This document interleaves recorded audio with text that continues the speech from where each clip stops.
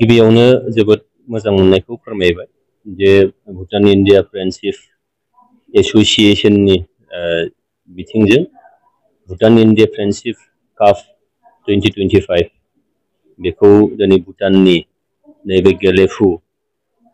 गेलेफुखौ mindfulness city बानायनो थांगासिनो दं। बेयाव इंटरनेशनल क्रिकेट स्टेडियाम बेयाव BTR 11 आरो भुटान 11 बिनि गेजेराव मोनसे फ्रेन्डलि क्रिकेट मेच जादों।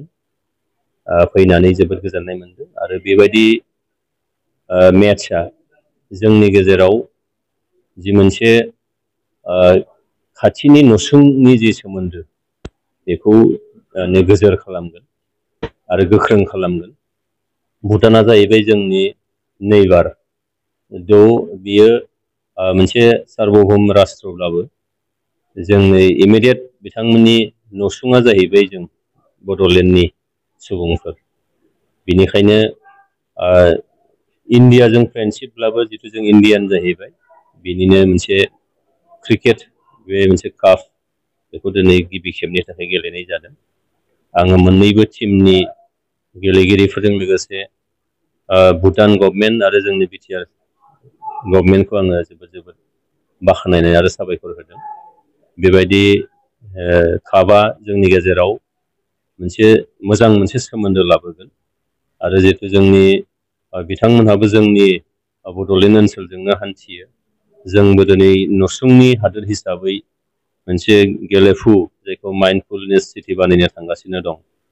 बेयाव फैनानै जोंनि नैबे ओनसोलनि सुबुंफोरा गोनांथिखौ बिथांमोनाबो बिनिफ्राय सुफुंनानै लायो आरो बेबायदि मोनसे मोजां सोमोन्दोआ जोंनि नसुंनि सोमोन्दोआनो भारत हादरजों आरो भुटानजों जि मोनसे रिलेशनशिप बेखौ जोबोद गोजोर खालामगोन आरो गेलेगिरिफोरनि मोनसे एनकारेजमेन्ट बेयाव लाबोगोन जाय जिनिसखौ जोंनो जोबोद गोनांथार।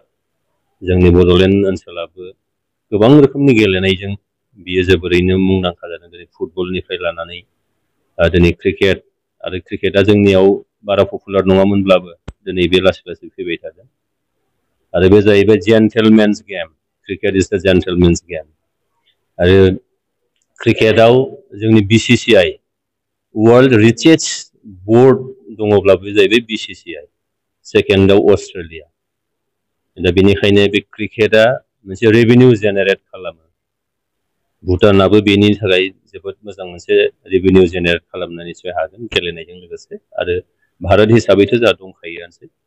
बेखायनो नैबे गेलेनाया जोंनि गेजेराव बिदा फंबाय सानज्लायनायजों लोगोसेयैनो जोंनि गेजेराव हारिमुवारि मोनसे मोनथिलायनो हानाय आरो खाथि मोनसे सोमोन्दो लाखिनो हानाय बे जोंनि थाखाय जोबोद मोजां बाथ्रा। बेनिखायनो आङो BTR सोरखार भुटाननि नैबे जा गेलेफुनि क्रिकेट जिखिनि बर्ड दङ बिथांमोननि गासैबो बिबानगिरिफोरनिसिम आंनि गोसो गोरबोनि गोजोन हामलायनायजों लोगोसे साबायखर जासिबाय। बर'फोरखौ मिथियो गासैबो गेमफ्राव आखा फाखा क्रिकेटआव थालांबाय थानायखौ नुनो मोनो। दा बेखौ थुलुंगानि थाखाय माबाफोर राहा लानो बिनि थाखाय निस्सय एकाडेमिफोरनि गोनांथि जागोन निस्सय। आरो मैया आङो गसाइगाव हाराफुथायाव मोनसे क्रिकेट मेच बाव फ्रेन्डलि क्रिकेट मेच दंमोन बेयाव थांदोंमोन आङो। जोंनि BTR 11 ओमफ्राय मेडिया 11 बेनि गेजेराव फ्रेन्डलि मेच जादों बेयाव आं दंहैयोमोन। बेयाव थांनानै नुदों जे क्रिकेटनि मोनसे एकाडेमि बिथांमोना खुलिदों आरो उन्दै समनिफ्रायनो बेखौ ट्रेन आप खालामबोदों, ग्र' आप खालामबोदों। दा बेबायदि एकाडेमिखौ जोंनो निस्सय गोनां जागोन आरो आङो चिरां जिल्ला क्रिकेट एसोसिएशननि प्रेसिडेन्ट जानानै दं आथिखालाव आरो जोंहा स्टेडियाम मोननो थांगासिनो दं जोङो चिराङाव। जोंनो ACIआ जोंनो बे स्टेडियामखौ अलरेडि सेंसन खालामबाय। बे निस्सय थाबैनो लुफुंनाय जागोन आरो जेब्ला बे क्रिकेट स्टेडियामा मोजाङै लुफुंजागोन अब्लाना मानसिफोर गेलेनाया निस्सय बेयाव फैगोन आरो दा साफा सानैया एसे रेजेट हांदोंसै। दा जोंहा चिराङाव बिजिनिनिफ्राय सानै गथ' दङ जोबोद मोजाङै गेलेयो, बर' गथ' बियो।